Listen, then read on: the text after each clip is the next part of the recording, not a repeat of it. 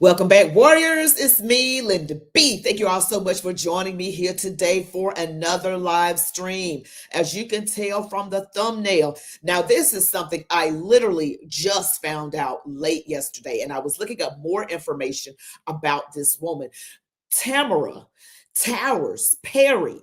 Okay, this happened literally last year, early October of last year, just finding this out. And I looked up more information, so I got some details that I did not give in last night's live. And I wanted to share that with you today. Warriors, what in the world is going on? Before we get into this video, don't forget, smash that like button. I mean, smash the heck out of it. Like, comment, share, subscribe. Make sure you hit all notifications so that you are always alerted of whenever I post a new video. Now let's get into this. All right, I showed you a video last night about Matthew Huttle, 42-year-old man that was unalived, right, at a routine traffic stop. Yes, in Indiana, 42-year-old man. And I showed you that. And then I find out about this 57-year-old woman, Tamara Towers Perry. She was a doctor. All right. Hello, Michael Rodriguez. Hello. I'm trying to figure out what in the world's going on. Okay, I'm just not going to delay it. Don't forget to smash the like button. It really helps the video go out further on YouTube. We're going to get into this right now. Yeah, that's right, Jake. And she received major backlash from it, especially from the medical community. Tamara Towers Perry, also known as Dr. Tammy, she posted this video on January 6th. You can see her standing outside the Capitol carrying a QAnon flag. Perry was a doctor at Swedish Health Services. She was never charged, but she lost her medical license back in 2022.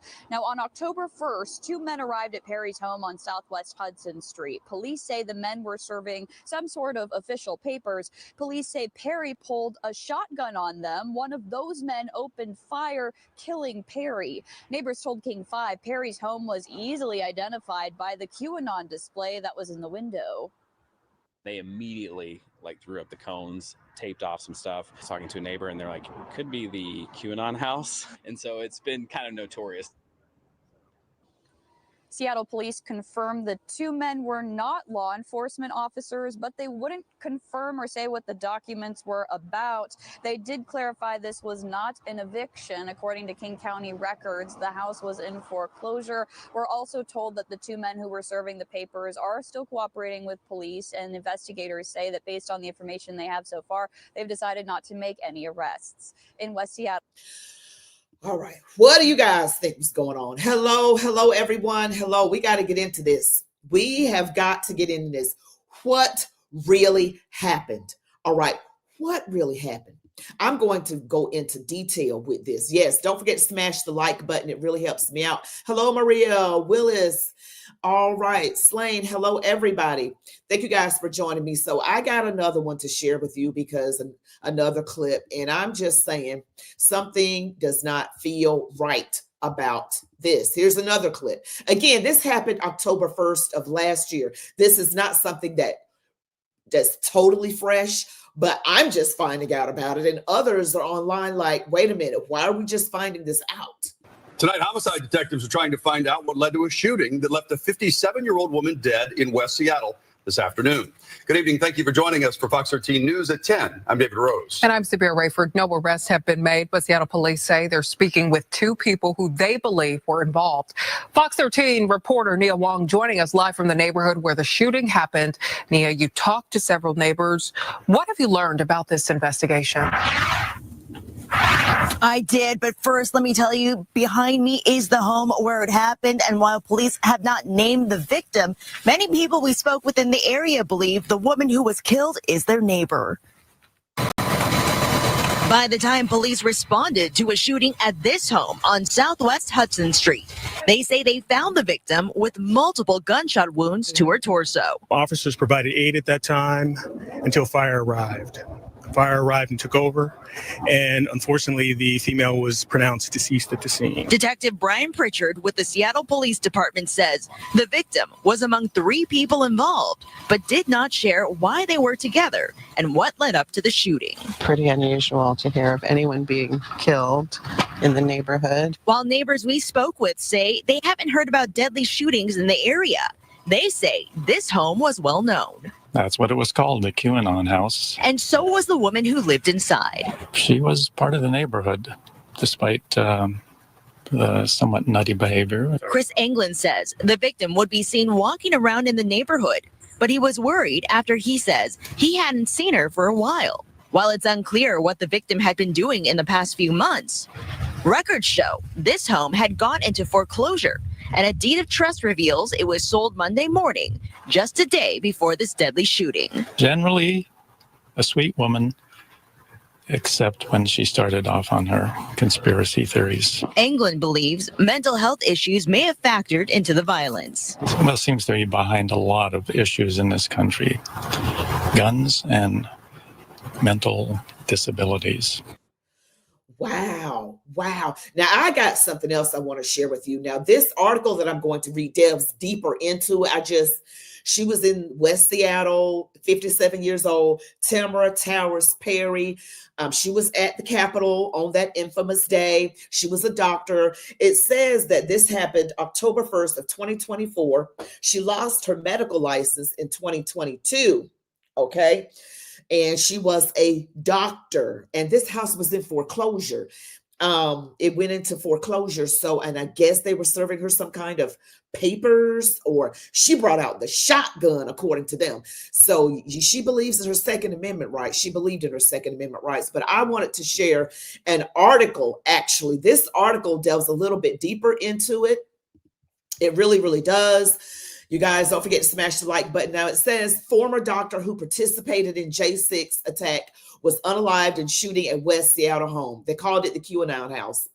A Seattle doctor whose medical license was suspended after she participated in the J6 2021 attack on the U.S. Capitol was shot and unalived after pointing a gun at 2 people delivering paperwork at her West Seattle home on Tuesday. A 40-year-old man whom police have not identified shot Tamara Towers Perry, who was 57 at the time, multiple times in the torso outside her Southwest Hudson Street home around 1 p.m., according to the Seattle Police Department and the King County Medical Examiner's Office. Police have not arrested anyone and are not looking for suspects, spokesperson Detective Brian Pritchard said Wednesday. Members of Tower Perry's family did not immediately respond to inquiries on Wednesday. Towers Perry, who was in the midst of eviction proceedings. So her house was in foreclosure. She was in the midst of eviction proceedings, came out of her house, pointed a shotgun at the 2 men before the 40-year-old, armed with a handgun, opened fire. In a phone call on Wednesday, Pritchard said the men did not work in law enforcement and were not to evict Towers. So they were not there to evict her, and they were not part of law enforcement. But he would not describe the paperwork they were delivering. Tuesday's shooting happened less than 2 weeks after Towers Perry's home was foreclosed on and scheduled to be sold at a September 20th auction. King County housing records show Towers Perry had failed to make about $24,000 in mortgage payments and still owed more than $225,000 on the home, which she previously shared with her ex-husband, according to the records. A photo taken of the house on Tuesday showed a large U.S. flag hanging from the home's front window underneath the word QAnon, the name of a far-right conspiracy theory that gained traction online after the 2016 election of former President Donald Trump. It also states that a divorce, a multiple sclerosis diagnosis, increasing debt, and an apparent descent into conspiracy theory marked the final years of Towers Perry's life. And this honestly sounds really, really sad to me. This sounds very tragic. It sounds very tragic. About to be evicted. Troubles for Towers Perry may have begun as recently as 2015, when she developed a rapidly progressive neurological condition, which, while working for Swedish Health Services, according to a 2017 court filing in the U.S. District Court in the Western District of Washington. Towers Perry said she had multiple sclerosis and wanted to keep the Hudson Street home so she could attend her regular neurology appointments in Seattle. There was a divorce in 2018. The couple finalized this divorce in October 2019. Records show about 15 months later, videos shared online appeared to show Towers Perry participating in the J6 rally in DC, wearing a coat and carrying a flag, both festooned with a large letter Q. And it states what she said. So that's a little bit more. And it says, while the commission investigated the complaints against Towers Perry, her ex-husband filed a declaration in King County Superior Court, August of 2021, demanding she refinance the Hudson Street home according to the conditions of their divorce. She said that she was unwilling to demonstrate to execute the documents necessary to alleviate me of the debt on the Hudson property, the ex-husband wrote in his court filing. She has simply chosen to ignore the issue and instead travel to DC to be part of an uprising to overthrow the government. Really wasn't that, but yes, it says that her license was suspended in 22. And said that she engaged in unprofessional conduct in violation of state law, and state records show. You know, it seems like there was some definitely some marital discord going on. Like, you know, I don't know if it had anything to do, you know, with her husband wanting her to do certain things with the house that she refused to do. I said, I don't know if that's it. Didn't say that's it. So I'm going to say all of this is allegedly. What are you all saying out here? You're saying, what's up with these evil people?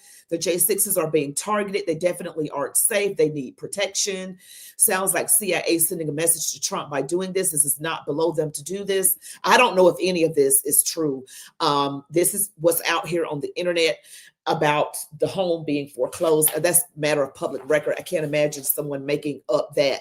And allegedly her husband wanted her to do some things to get the house caught back up, and she refused to do it. Okay. You were saying multiple times she was shot. It sounds like a setup. Yeah, and praying for the truth. Hello, sorry I'm late. That's okay, June Stanley. I kind of went over this very briefly last night when we were talking about Matthew Huttle, and I saw where this woman as well, you know, Tamara Towers Perry, was also shot, but hers happened October 1st of last year. His just happened like a couple days ago over the weekend. So what is going on with these J6ers? Okay, what is going on? I mean, I don't want to go into conspiracy land. You know, it could have been something, and I said it could have been, allegedly it could have been something with her ex-husband wanting her to deal with the house a certain way, and she did not do it, because that's what I've read in the article just now. You guys tell me what you think is really going on, because this is looking fishy, it's looking sketchy. You all want to see the police body cam footage of the Matthew Huttle incident that took place in Indiana. We want to see that. Okay. And the thing that these two people have in common is that they were both at the Capitol on that infamous day, J6. Do you feel like these people are being targeted? Some of you do. I know you do. Okay. Do they know something that they don't? These J6ers, do the J6ers know something that the evil powers don't want them to expose? All right. That could be it. That could be it. Who knows? But you guys don't forget to smash that like button. And if you're getting here late, you know, she was having a lot of problems, medical problems, a divorce, multiple sclerosis diagnosis. She had increasing debt. She lost her medical license. So, you know, she lost her medical license in 2022. These people, the divorce from her ex-husband was finalized in October of 2019. It's just a lot that was going on with her.